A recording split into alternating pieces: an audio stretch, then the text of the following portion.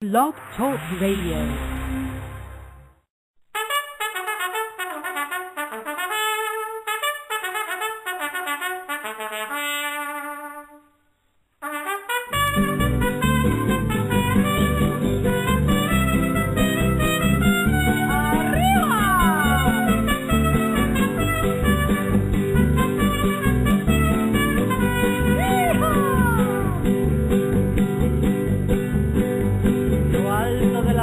Serranía, acampados se encontraba un regimiento y una moza que valiente los seguía, locamente enamorada de un sargento.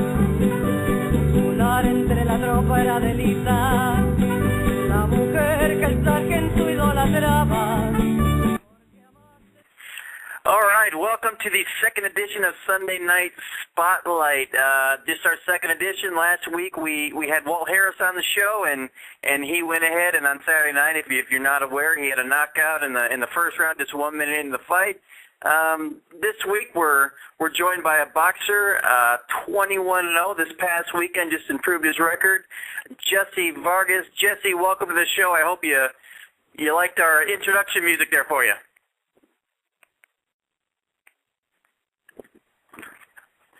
And, of course, it would definitely help if I put him on air there. All right, sorry. Jessie, welcome to the show. How'd you like your intro music there? Well, it wasn't much my taste, but, it was okay. Well, I found some mariachi music as quickly as I could. Sorry about that. The mariachi's fine. What's that? I said the mariachi's fine. It's just the artist. I don't really know. But it was fine. Thank you. I don't know either.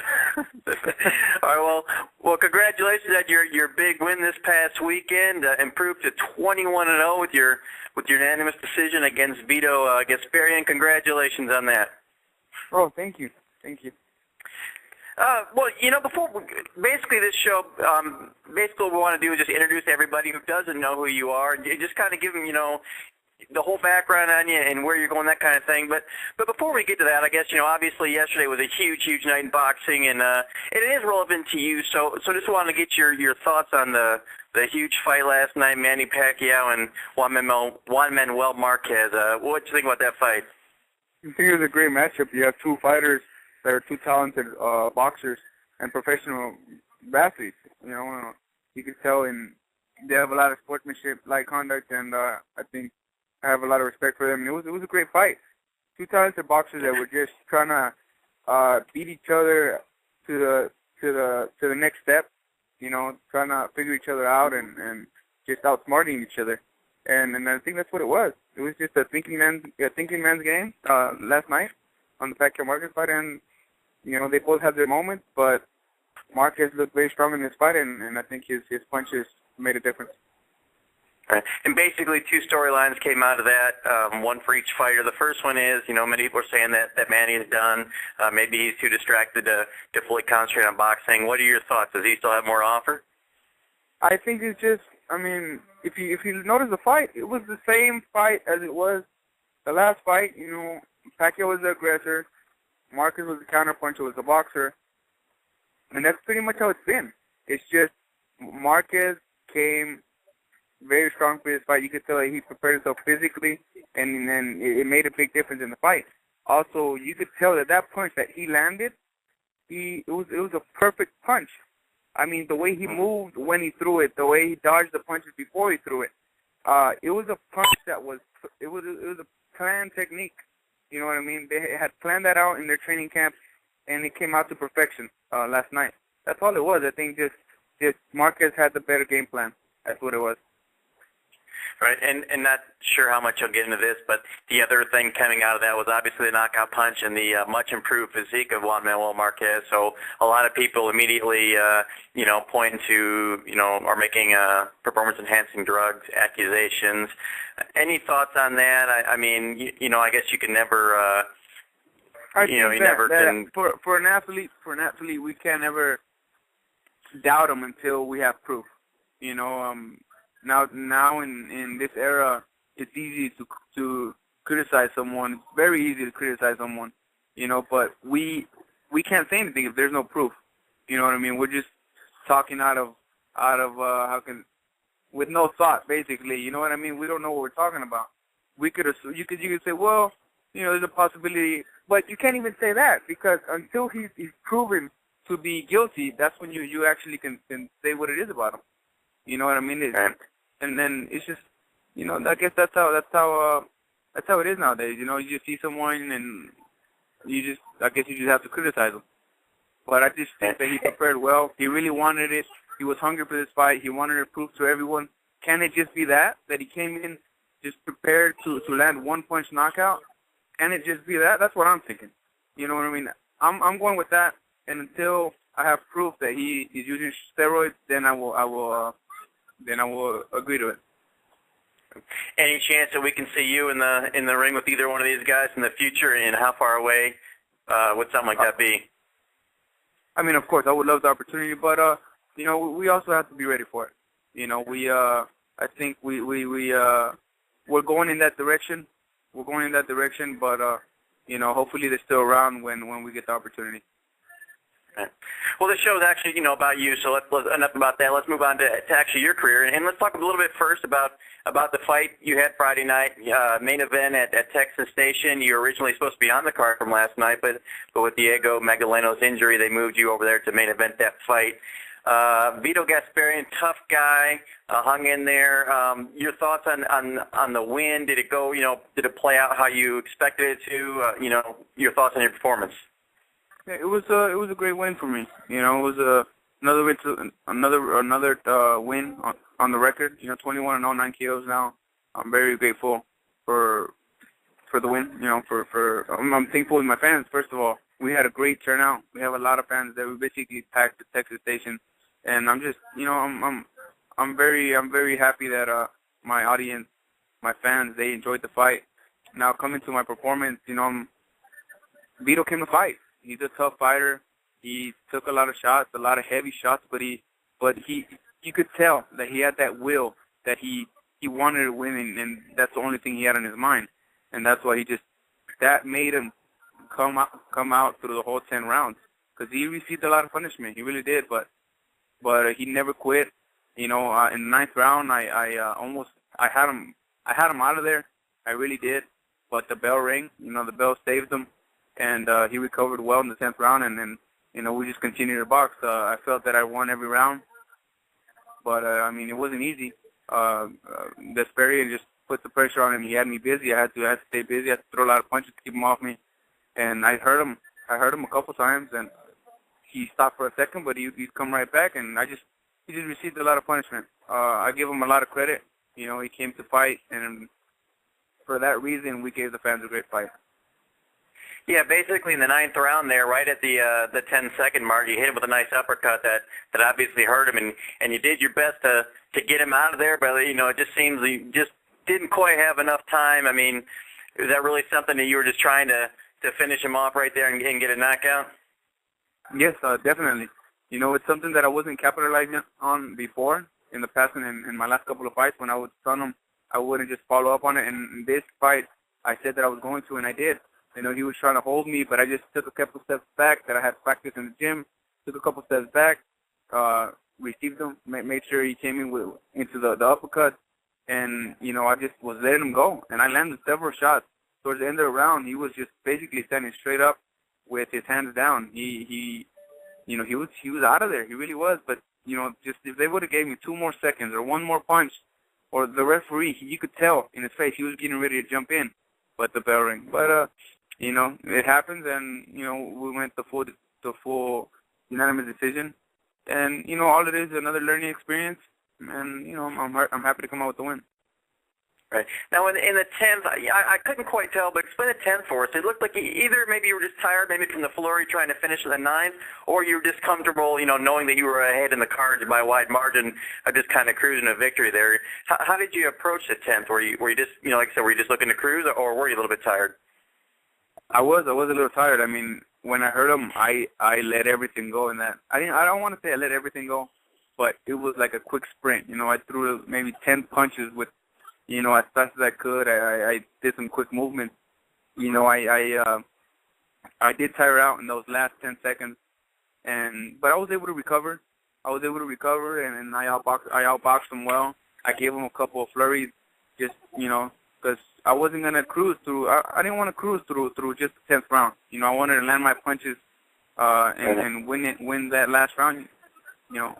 Easy. Now, somewhere around the 7th round or so, I was there with King Mo. You met after the fight. We both kind of noticed it looked like maybe you hurt your hand then, because it looked like you were flexing a little bit, and then after the fight. How's your hand? Did you hurt it during the fight? I mean, was it something you noticed right around then, or how are you doing now? No, I didn't hurt them. They were sore. That's what it was. They were really sore.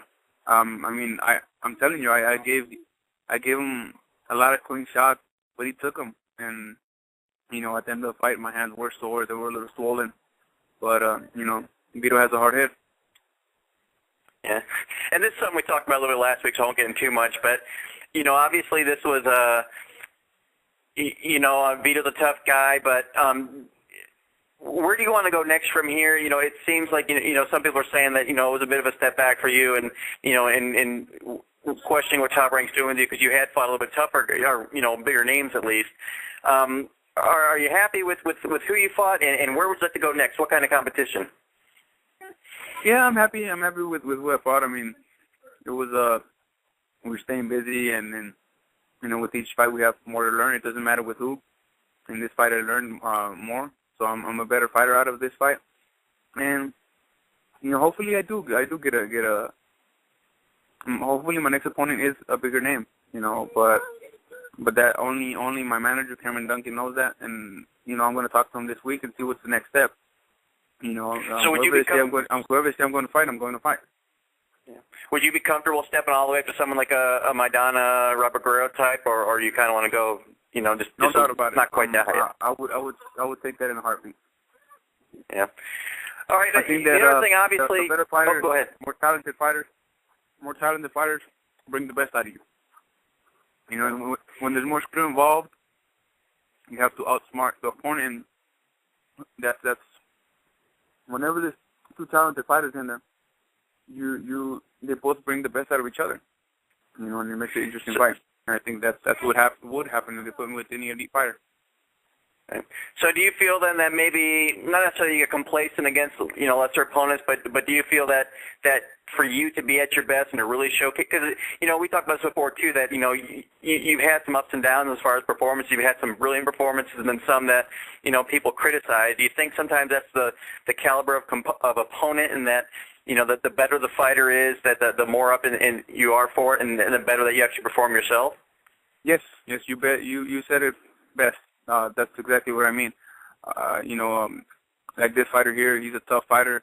He made me stay busy, but he was just tough. He just kept coming forward, and I just let him come into some shots, and I just didn't stop throwing because I was landing everything. I think that the better the talent in front of me, the more talented I will look. Well, I mean, the better performance I will give. Right. So, obviously you're a huge fan favorite there. They bring out the best out of you, Yeah. Now, obviously you're a huge fan favorite here in Las Vegas. What's it like fighting in front of all those people that so much behind you? How much does that help you? It helps a lot. At the end of the fight, I came out very happy, just stunned to see all my fans come out, and just very grateful and happy that they were happy with the performance. And I'm just looking forward to giving them another great fight. Last September at the Hard Rock, I had a great fan base there. I had my friends, family, and fans. They all came out and support, and they enjoyed the fight too. This fight, they enjoyed it. And I'm just very grateful, to be in the position that I'm in, and I'm just trying to become the best fighter I can and give the fans a great fight. Yeah, I noticed that I was at the fight there at the Hard Rock too, and then you definitely after the fight you were mobbed by everybody. Had tons of supporters there, and the same thing here. I walked out just in front of you, and tons of people there, wishing or hoping to see you after the fight and congratulate you. So, it's pretty clear here in Vegas, and and I'm sure expanding out into Mexico and other areas that you're pretty popular with the public. Thankfully, yes. That they're receiving me with open arms, and I'm just very happy to be in this position. Right. All right, well, so the people that don't know too much about Jessie Vargas, let's just kind of go back a little bit and kind of start from the beginning and, just tell us about, growing up, what kind of family you had, where you grew up, and that kind of thing. Well, I was born in Los Angeles, California. I moved to Las Vegas when I was about 6 years old. As soon as I got here, my father wanted me to enter to just be involved into sports. That way they would keep me out of trouble, and he took me into karate. I didn't like it. Soccer, I didn't like it, and I was presented into boxing, and I loved the sport from the first day I got there, and I'm still here. I haven't took any breaks, and I just have a lot of accomplishments and a dream that I'm looking forward to accomplish and making a reality. Did you have brothers and sisters growing up? As far as the family goes, how was that? Really close to everybody, or? I'm very close to my family. I have two sisters. One is 1 year and a half younger than I am, and the other is about 12 years younger than I am. That's a big difference. She's a lot smaller than I am, but in my family, I have my father and my mother, and they're from Mexico, from Guerrero, Mexico, and I was basically raised in Las Vegas. I've always been very close to my family, father, sisters, and mother.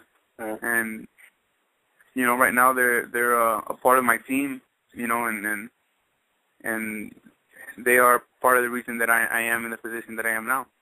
They're helping me reach my goals and my dreams. So how is that with the ladies? It's always interesting how they react in combat sports. Are they all for watching you fight, or are they kind of not like to watch it because they're worried about you getting hurt or something?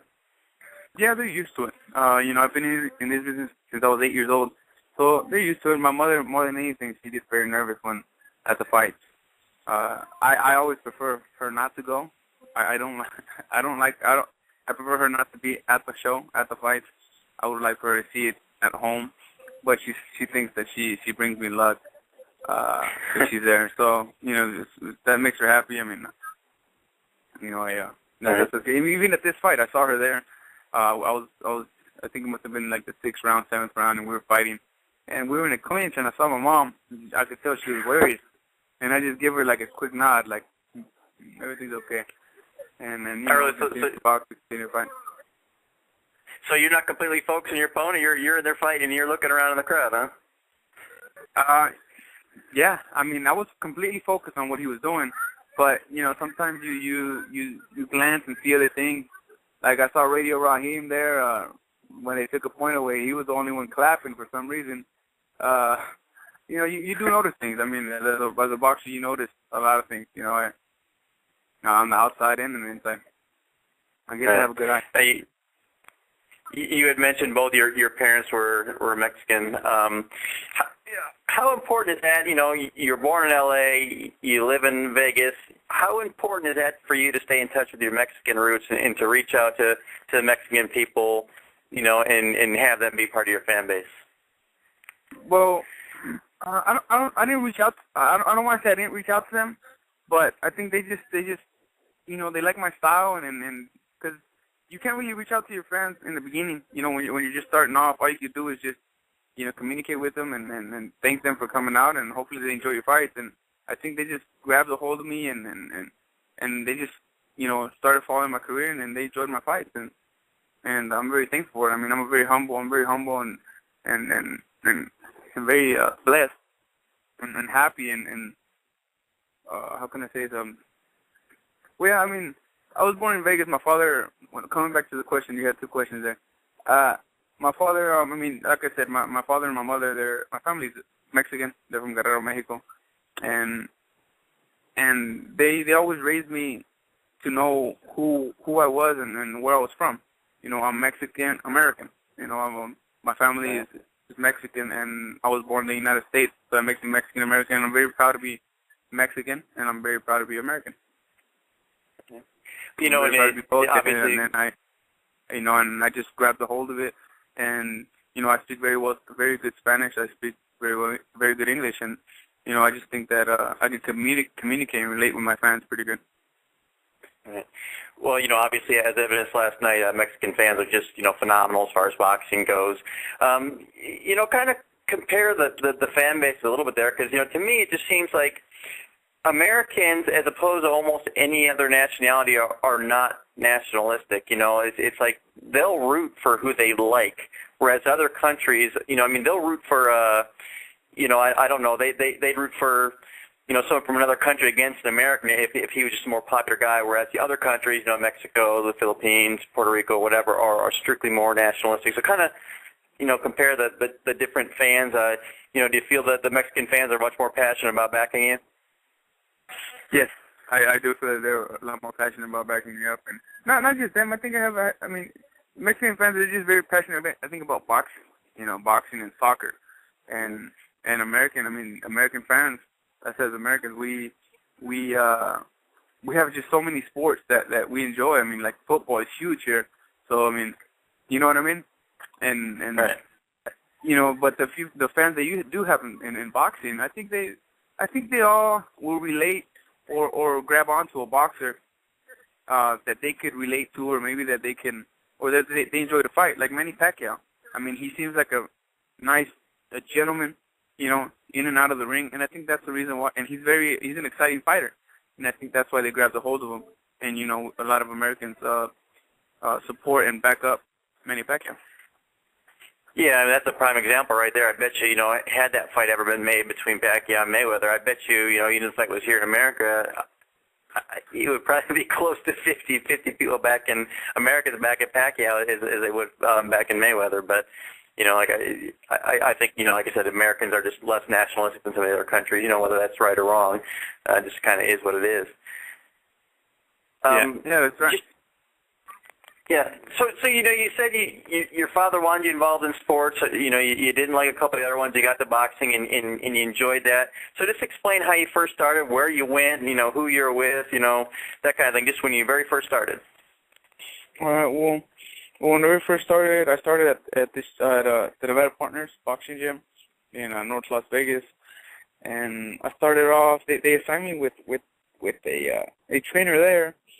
The manager of the gym was Richard Steele, and what else do I remember? Let's see. I trained with Jeff Mayweather a while, Roger Mayweather as well, and I had another amateur coach at one point.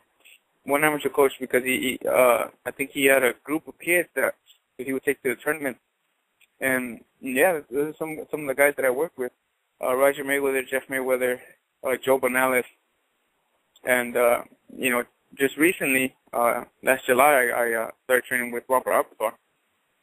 Right. So going back to there, I know you like you'd mentioned, you've known Jeff for a long time. I was always curious. I never knew. Why did you? You always got along. Why did you not work with him or stay with him, or what was the? It doesn't matter how well you get along. Sometimes styles are just what they are. But what was it about him that made you think that he wasn't the guy for you as far as going, with your career? Well, he had a lot of pros. He's always had a lot of professionals, and at that time I was the amateur.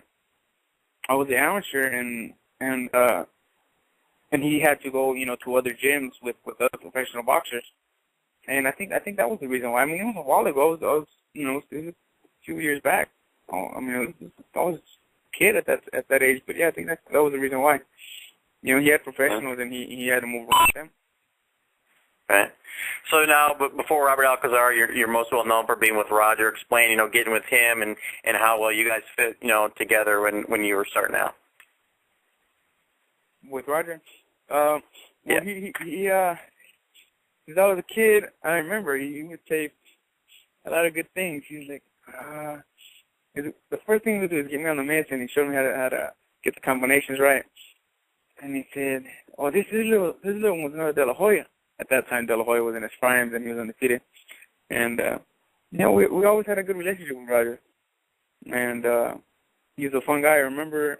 He was a fun guy, and he is a fun guy now to hang out with. But yeah, have good memories with both of them. So you left Roger and went to Robert Alcazar. How was that split? Was Roger cool with it? Any hard? You said you guys are you guys still cool? Get along, or is there any kind of tension there?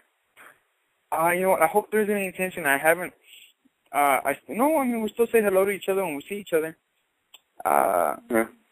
It was just you know, a decision that I had to make at that time. Right. Now, why was what was the reason for the switch to Robert Alcazar? You know, a lot of people speculated that perhaps you made the switch because at that time you're just coming into being a pretty well-known contender that maybe a switch to him with his ties to Oscar De La Hoya and that kind of thing, that was kind of an attempt to reach out to your Mexican fan base. Was that the case, or was it more to that? What led you to go over to Robert? One of the reasons there was he was busy with Floyd at that time, and that was one of the reasons why. And I just felt that I had to make the switch. Yeah, it's always got to be tough, he's a great trainer. I mean. Yeah, it's got to be tough for a fighter on the way up. You're obviously not a nobody. You're a contender, but you and hopefully you will be someday where Floyd is. But yeah, it's always got to be kind of tough when you're worried about your thing, and obviously Roger's going to be more devoted to Floyd because obviously that's a it doesn't get much bigger than that. So it's got to be kind of a little difficult for you to. That's his family.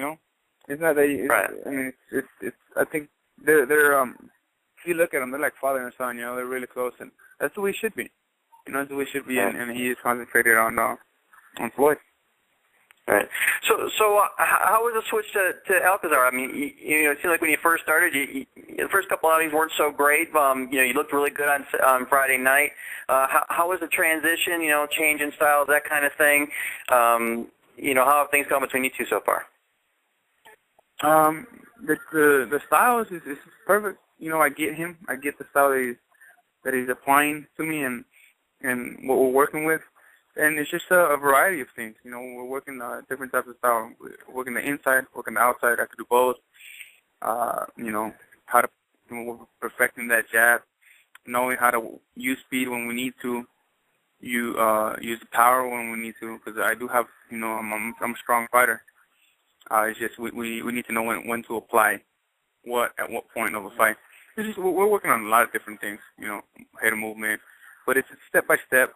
In each fight you see something different in me, and all it is improvement. I'm only 23 years old. All right.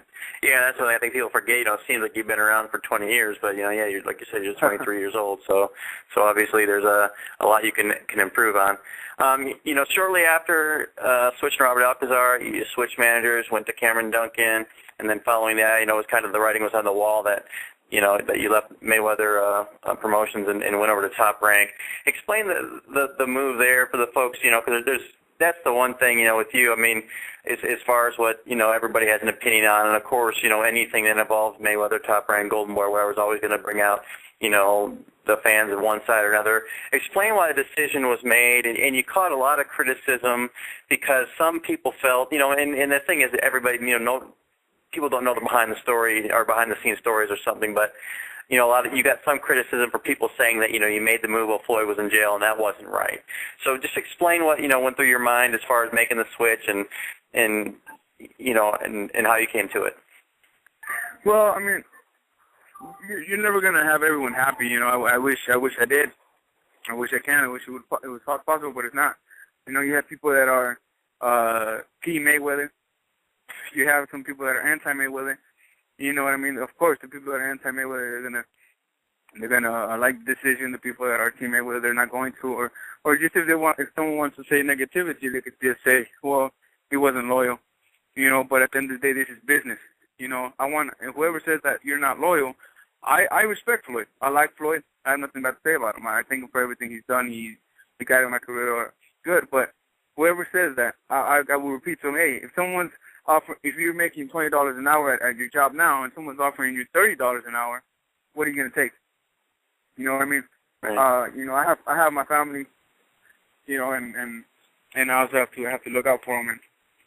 And the reason I made the switch was because, I was offered a better deal with Top Rank. I didn't go behind Floyd's back. I told Floyd, when we were in negotiations, when we were in negotiations, I let Floyd know that I was negotiating with there was negotiations on another side, and I let him know clearly. But we were, before he went to jail, we were talking, but at the end of the day, Top Rank, I liked the deal that Top Rank offered me better. That's all it was. Right. Yeah. Is it frustrating for you at all? Because you're a pretty nice guy. Is it frustrating for you that people that don't know the situation and like we both said, it's you have Top Rank people, you have Golden Boy people, you have Floyd people, and it doesn't matter what kind of guy you are. If you're with one or the other, they don't like you. So how frustrating is that for you when people that don't know the story or whatever kind of judge you based on facts they know nothing about? Does that irritate you, or just kind of let it roll off? Yeah, well, thankfully, people have already left that. It seems like they have left it behind me. It's something that we passed already, and now they're looking more into my style, into how I'm fighting, and I think that I'm winning them over. And whoever wasn't happy with the move that I did to Top Rank, they're still tuning into my fights, and some of them I'm winning over, some of them I'm not. But I just hope that at the end of the day they just enjoy any Jessie Vargas fight, whether you're a fan or not. Right. Now, we talked a little bit earlier about where you feel you're at. At the after for example, the Steve Forbes fight. You read around, you're a bum, you have no future, and then after this fight here, it seems like the people that you had lost have come back. You're getting a lot of positive reviews on it. People are really ready for you to step up. Where do you feel your talents are right at this moment compared with other fighters? I know you said you'd fight them, but do you feel you're right there? Basically, and still a kid at 23, but do you feel your level of skill is right where it needs to be and comparable to anybody else in your division? I do feel I'm right there. I feel I'm right there with the top guys. I think that all I need is to be given the opportunity. I think that some fighters are given too much publicity than what they should be. Too much. I give everyone credit. Everyone's trying to do their best, but I don't think that the best fighters are the best fighters in the welterweight division. I just think that they got the right fights, and they've been taken care of. I would love a shot at Robert Guerrero. I think he's Andre Berto. Andre Berto, they have him as one of the top guys, and he's a good fighter, but I don't want to put anyone down, but I just think that there's some fighters that are up there that they give them too much credit, but hopefully, but then again, we need to be given the opportunity in order to show that we are better. So hopefully soon I will get the opportunity. It's easy. Right. But yeah. Are those two specifically the ones that you're talking about that you think that, as you said, maybe got more credit than they deserve, or anyone else in particular? And it's not really a knock on them. It's not like they gave themselves the credit. It's someone else does. So, are there those two specifically that stick out to you? Or are there some other guys that you think that maybe aren't quite up to what they're claimed to be?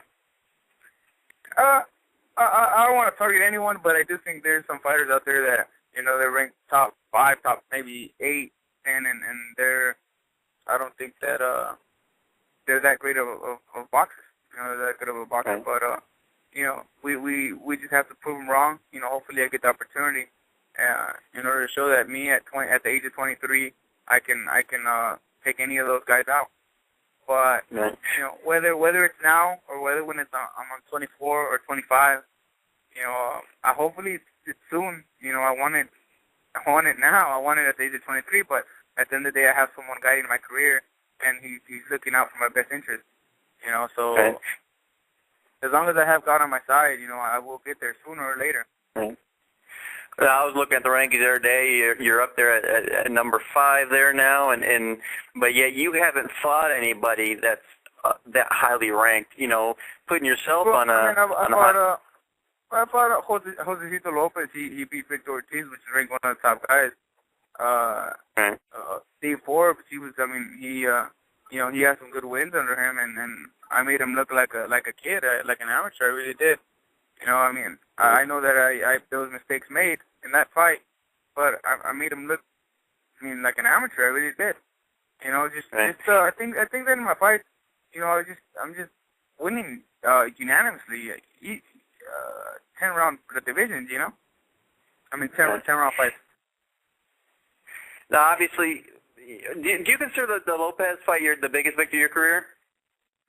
I think that I think he was. I mean, I had only 16 fights under my belt, and he had 27, I think, at the time.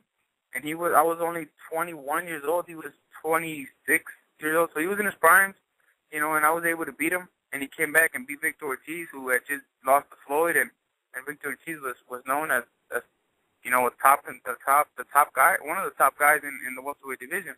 So I think it was a huge win for me, and no one gave me the credit. A lot of people didn't give me credit, but you know, once they saw that Lopez was for real, you know, then of course they said, well, hey, Jessie beat him. You know, he's serious. So I think that that was a huge win for me. Yeah, I was gonna say the same thing. You know, basically, he just gave him a taste of what I can do. I was only 21. I only had 16 fights. You know, you put Lopez in front of me, I feel that I will stop him. You know, I have a lot more experience now, and I'm stronger now. I'm much stronger now. But that's the same reason why Josecito never asked for the rematch. He's a warrior. He's not. I'm sure he's not scared of anyone. But you know, he's never asked for the rematch. I know me as a fighter. If someone beat me, I want the rematch. You know, but. Okay. Yeah, it was, you know, kind of at the time, you know, you got credit for it. It was a nice win, but it's definitely something, you know, with his victory over Ortiz, it's definitely come across as a you know, bigger win than some people thought at the time. You know, but a lot of people, that fight there, you know, went to split decision. A lot of people thought that Lopez actually won the fight. In your estimation, why do you feel that you won the fight? I won the fight because, I mean, I landed the best punches. I landed the most punches and the cleanest punches. I had him hurt in the last round, in the 10th round. I won the whole. I mean, if you see him, I mean, I made him miss so many punches just with my head movement. I boxed him at distance. I hit him every time he came in. You know, if you pay attention to the fight, see who lands the most punches. You know, he would just land. Every now and then he'd land some wild shots. Not so much wild, but he'd open up a lot more than I would, and sometimes they would have clean and crisp because of that. But I'm a puncher. I don't need to load up and cock back in order for me to hurt you with a punch. You know, I could hit you from just right there, straight down the middle, and then he'll feel it, and that's what happened. I mean, you see him after the fight, you could tell on his face that he was punished much more than I was. Yeah. Now, you know, it seems like nobody really ever denies your talent, but it seems like you know, and obviously you've only had, you know, 21 fights, so, but it's, you know, in every career, in every great career, there's always that one signature moment, the one moment that, you know, you say, wow, this guy's here, he's arrived. Do you feel you've had that moment yet? You know, and if not, I mean, do you agree with me? I haven't had it yet. I haven't had that moment yet. But you know, I'm sure I will have it soon. Yeah, and it seems like, you know, perhaps that's the one thing, you know, like I said, everybody acknowledges how talented you are, but you know, the naysayers, they want to say, well, you're not there yet, but, you know, I think that's the thing, you know, you haven't had that one thing, and you almost had it maybe there in the 9th round the other night, you know, just ran out, just didn't quite have enough time to finish that off, but it does seem like that's the one thing that, you know, that signature moment that, you know, I guess maybe against, you know, Vivian Harris, the early knockout there, but you know, someone that, you know, was kind of past his prime, so maybe that wasn't quite it. Yeah. You know, we haven't got that moment just yet, you know, but we have time, so there's no problem. I mean, you have all these guys, like Robert Guerrero, I think he's 28 years old. Victor Ortiz, he's 26, 27 years old. All these guys that are just coming up, just becoming world champions, they're in their 26, 27, 28 years old. Some of them are 30. Some of them are 30 years old. So, to me, being at 23 years old and being known as a contender, you know, it means that, you know, I'm for real. And, you know, but I will get the shot, you know, hopefully before I'm 24, but not when I'm 24, it's fine. But, you know, I think I'm very grateful, and everything has been happening the way it should be. You know, I think that, you know, have God on my side, and when it's meant to be, when it's meant to happen, it will happen. All right. And what about the being in divisions that's just full of so many really tough top contenders? What's it like fighting there? As opposed to a more anonymous division. Obviously the paydays eventually will be much better for you. But just tell us a little about being in such a talented stacked division. There's just much.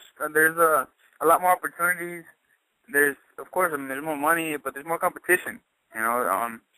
So I think it's a benefit for me. There's more competition. There's a bigger opportunity to be given an opportunity because you have more fighters out there that are well known as one of the best in my division. So I think it's a good division to be in. Yeah, and just again, you're 23 years old. So what kind of goals do you have for the future for yourself? Besides, obviously you want to be a champion, but what do you want to accomplish? How long do you want to fight for? As long as I want to fight. Let me interrupt you for a second. I said Vivian Harris earlier. I meant Walter Estrada, the knockout there, not Vivian Harris. But anyway, I'm sorry. Go ahead there. Oh no, not a problem. You know what? I want to be in this sport till I feel that my body isn't responding the same as when I was. That whenever I feel that my body isn't responding the same, and I'm not, at that. When I'm starting to slow down, then I'll think about it. But I mean, boxing is a big part of my life. I've been in here since I was 8 years old, and I don't plan on retiring soon. I have a lot of goals that I want to accomplish, and one of them is to become one of the best in the sport, and to be a fan favorite. I always every Jessie Vargas fight, I want my fans to enjoy that night. Right. And then just finally, obviously the hardest thing for any professional athlete in any sport to do is to give it up. Are you worried that, and, you say you want to get out at the right time, but are you worried that, when you're 35, 36, 40, however old it might be, that, that it'll be hard for you to leave the sport and move on to another phase of your life? And if not, what do you plan to do afterwards? Do you plan on staying in the sport and being a trainer, or you can do something completely different, or, what are your goals afterwards? I'm sure that it's not going to be an easy decision the day that I say, hey, let's hang up the gloves. But I'm not thinking about that right now. To tell you the truth, what I do know is I'm going to try to make smart, invest my money in smart business opportunities. That's what I hope that I can do. It looks like I'm in that route. I have my father that gives me good pointers, good tips on maybe what to do with my money, and I hope that once I start making some big bucks, I just make some smart business deals, and I know how to invest my money. So when I retire, I don't have anything to worry about. And I would actually like to become a boxing trainer. I mean, yes, I would. And then just to kind of bookend it with what we started the conversation with, speaking of retiring, that kind of thing, do you think Manny should retire? Do you think he should keep fighting? And any chance we ever see Floyd against either Juan Manuel Marquez or Manny at this point?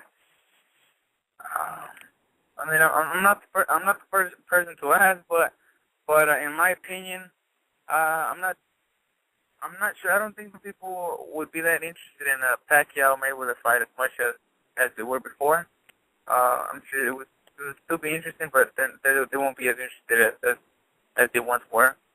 I think Marquez Floyd rematch would be interesting because now Marquez looks stronger than he was when he fought Floyd for the first time. So there's just a lot of possibilities for those three fighters, and not just them. Other fighters, you have Brandon Rios coming into the mix. Maybe he'll get a shot at Pacquiao.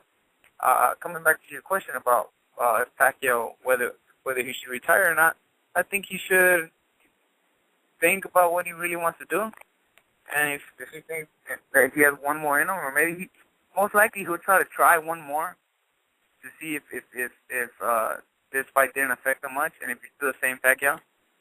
And I think he's gonna give it a test. And I think Brandon Rios would be a great fight. And it's easy for people on the keyboard to sit there and type that someone should retire or not, but especially when you're making that kind of money, even coming off a loss, he's still going to make more than $10 million for his next fight. So it's kind of hard to tell someone with that kind of financial incentive what they should do with their career. And basically what it boils down to, you had a great fight there and one punch ended it. So just because you screw up one time, should that end everything for you? It's tough for us to say. Yeah, I mean, if I would give him any advice, I mean, I'm very young. I'm sure he could give me more advice than I could give him. But if you want to ask me, I would say, take time off and come back and recover. Take that time to recover and just have fun and come back with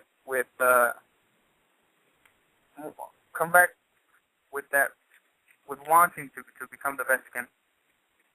Right. And then this last thing on that, just to get your thoughts on as a fighter, one of the criticisms, or not really criticism, but one thing people mention that he seems to be distracted, whether it be the politics, the humanitarian work, the singing, whatever it is, that he doesn't seem to have his full, spirit and mind into the game. How important is it that you as a fighter, it's not baseball, it's not golf, you can get hurt. How important is it as a fighter to be completely and fully invested into the sport and not distracted by anything else? Yeah, well, I think a boxer needs to be 100% focused on his career.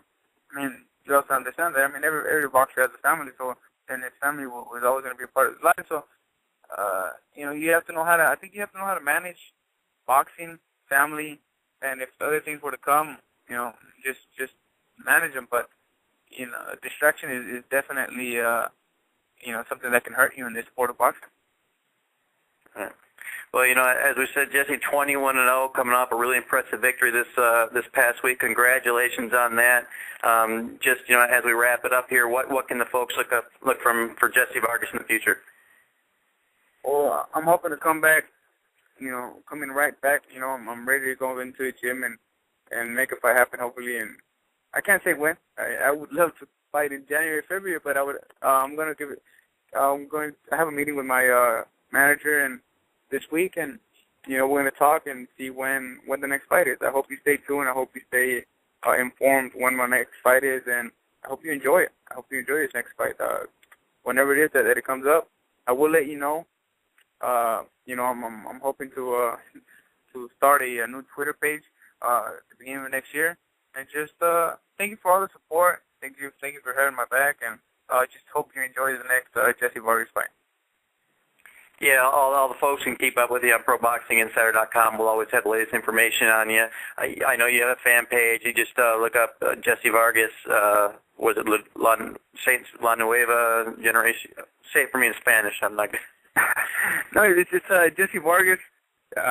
Just the fan page, Jessie Vargas, and yeah, we're okay. In the pride of Las Vegas, and here we are, and working hard. Yeah, and you're really good at being interactive with the fans. I know you always respond to them, so yeah, they can check with you there if they want to keep up with you. Jesse, we really, really, appreciate having you on here and sharing with us your story. Just any last thing you want to add before we wrap things up? Not much. I want to thank you for having me on your show. It was a pleasure being on, and hopefully we can do it soon again. All right, Jesse, appreciate it, and thanks so much for joining us. We're going to sign out with a little bit of mariachi music. That wasn't quite your style, but it's the closest thing we got. So thanks, Jesse, and tune in next week. We'll have another MMA fighter for you next Sunday. Take care, and thanks so much, Jessie Vargas. No problem. Thank you. Bye-bye.